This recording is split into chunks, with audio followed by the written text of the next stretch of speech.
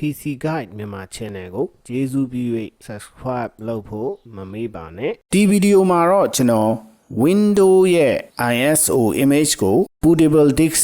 လုပ်ဖို့အတွက်တင်ပေးသွားမှာပဲဖြစ်ပါတယ်ဘလို့ bootable disk လဲဆိုရင်ကျွန်တော်တို့ bootable disk တစ်ခုလုပ်ပြီးပြီဆိုရင်အဲ့ဒီ bootable disk ထဲမှာ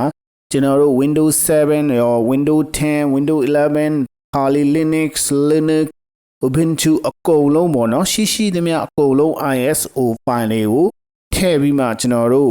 multi bootable disk လုပ်လို့ရတဲ့နည်းလမ်းပဲဖြစ်ပါတယ်အဲ့ဒီအတွက်ကိုကျွန်တော်တို့ Ventoy ဆိုတဲ့ tool လေးတစ်ခု download လုပ်ရမှာဖြစ်ပါတယ်အဲဆိုရင် Ventoy tool လေးကို download လုပ်ဖို့စရအောင်နော်Chrome browser ကို open လုပ်မယ်လုပ်ပြီးပြီဆိုရင်ကျွန်တော်တို့ Ventoy ဆိုပြီးရေးပြီးမှ enter ခောက်မယ် enter ခောက်ပြီးရင်ပထမဆုံးကြာလာတဲ့ web ထဲကိုဝင်မယ်ဝင်ပြီးရင်ဒီပထမဆုံးနေရာမှာ Ventoy download ဆိုပြီးမှရှိနေမယ်ဒီအပေါ်ဆုံးဟာကိုအဲ့ဒီဟာကို download နှိပ်မယ်နှိပ်ပြီးရင်ကျွန်တော်တို့ဒီနေရာကိုပြန်တစ်ချက်နှိပ်မယ်အဲ့ဒီနေရာကိုတစ်ချက်နှိပ်ပြီးပြီဆိုရင်ပြန်ပြီးမှအောက်ကိုနည်းနည်းဆင်းမယ်အောက်ကိုဆင်းပြီးပြီဆိုရင်ဒီနံပါတ်3နံပါတ်4နေရာကိုနှိပ်မယ် zip file ကို download လုပ်မယ် start download ဒီနေရာမှာ download လုပ်ဖို့ကတော့လူချင်းမင်းရဲ့ internet ရဲ့ connection ပေါ်မှာမူတည်လိမ့်မယ်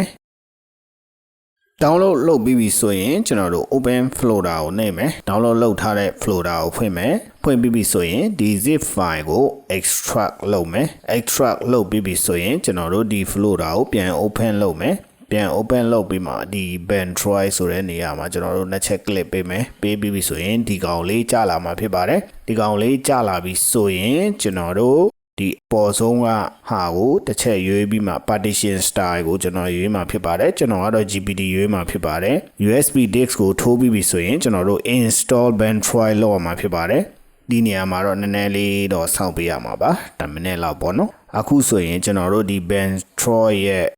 boot ကိုကျွန်တော်တို့ USB မှာ install လုပ်ပြီးပြီပဲဖြစ်ပါတယ်ဒါတွေအကုန်လုံးလုပ်ပြီးရင်ကျွန်တော်တို့ Windows ISO file တွေကို download လုပ်ထားရမှာဖြစ်ပါတယ်ကျွန်တော်ကတော့အရင်ကတည်းက download လုပ်ထားတော့ကျွန်တော်ကတော့ဒီ Windows ISO file ကိုခုန USB drive ထဲကိုကျွန်တော်က copy လုပ်မှာဖြစ်ပါတယ်ပထမဆုံးအနေနဲ့ကျွန်တော်က Windows 10 ကို copy လုပ်မှာဖြစ်ပါတယ်Windows 10 ကို copy လုပ်ပြီးမှကျွန်တော်တို့ Ventoy ထဲကို paste လုပ်မှာဖြစ်ပါတယ်ဒီနေရာမှာတော့ကျွန်တော်ဒီဗီဒီယိုကိုကြော်လိုက်ပါမယ်အဲဆိုရင်ကျွန်တော်တို့ကဒီတစ် file ကို copy လုပ်ပြီးပြီပဲဖြစ်ပါတယ်နောက်တစ် file ကို copy လုပ်မှာဖြစ်ပါတယ်အဲဒီအတွက်ကိုပြန်ပြီးမှခုန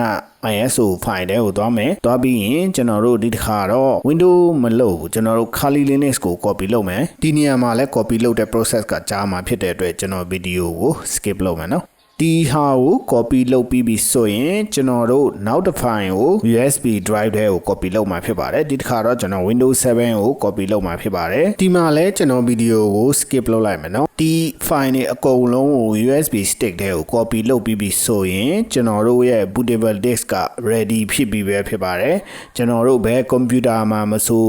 ဒီ bootable disk ကိုထိုးလိုက်ရင်ကျွန်တော်တို့ Windows ကြိုက်တဲ့ Windows ကိုတန်းတင်လို့ရပြီပဲဖြစ်ပါတယ်အဲဆိုရင်ကျွန်တော်တို့ဒီ bootable disk ကို computer ထဲကိုထိုးမယ်ထိုးပြီးရင်ကျွန်တော်တို့ computer မှာ stick ကိုထိုးပြီးရင်ကျွန်တော်တို့ power clock ကိုနှိပ်မယ်နှိပ်ပြီးရင်ကျွန်တော်တို့ computer ရဲ့ boot menu ကိုခေါ်မယ်ကျွန်တော်မှာတော့ F11 ဖြစ်ပါတယ်လူကြီး menu မှာတော့အမျိုးမျိုးဖြစ်နိုင်ပါတယ် boot menu လာပြီဆိုရင်ကျွန်တော်တို့ UEFI ဆိုပြီးမှကျွန်တော်တို့ရဲ့ USB disk ကိုရွေးမယ်ရွေးပြီးရင်ကျွန်တော်တို့ဒီမှာ Ventoy ဆိုပြီးမှကြာလာပြီဖြစ်ပါတယ်ဒီမှာကျွန်တော် Windows 7 Kali Linux Windows 10 3မျိုးထည့်ထားတော့ဒီမှာ3ခုလာပေါ်နေပါတယ်ဒီမှာအများကြီးထည့်ရင်လည်းထည့်တဲ့လောက်ပေါ်မှာဖြစ်ပါတယ်ကျွန်တော် Windows 7 ကိုအရင်စမ်းပြမှာဖြစ်ပါတယ်ဒီ boot normal mode ကိုပထမဆုံးဟာကိုရွေးမယ်ရွေးပြီးရင် enter ခောက်မယ်အခုဆိုရင်ကျွန်တော်တို့ Windows 7 loading ဖြစ်နေပြီပဲဖြစ်ပါတယ်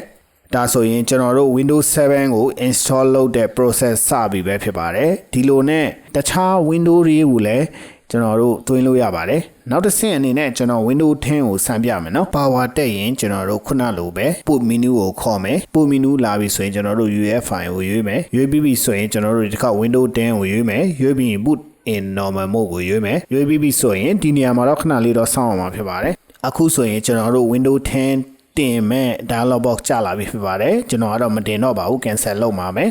ဒီလိုနည်းနဲ့ကျွန်တော်တို့ဘယ် window ကိုမဆိုဘယ် computer မှာမဆို install လုပ်လို့ရပါတယ်ဒီလိုနည်းနဲ့ Windows ISO အများကြီးကို USB disk တစ်ခုထဲမှာပဲတင်ထားလို့ရပါတယ်ဒီဗီဒီယိုလေးကလူချင်းမင်းတို့အတွက်အထောက်အကူဖြစ်တယ်ဆိုရင်တော့ကျွန်တော်တို့ channel ကို like subscribe share လုပ်ဖို့မမေ့ပါနဲ့ဗီဒီယိုနောက်တစ်ခုမှပြန်လည်ဆုံကြမယ်နော်ကျေးဇူးတင်ပါတယ်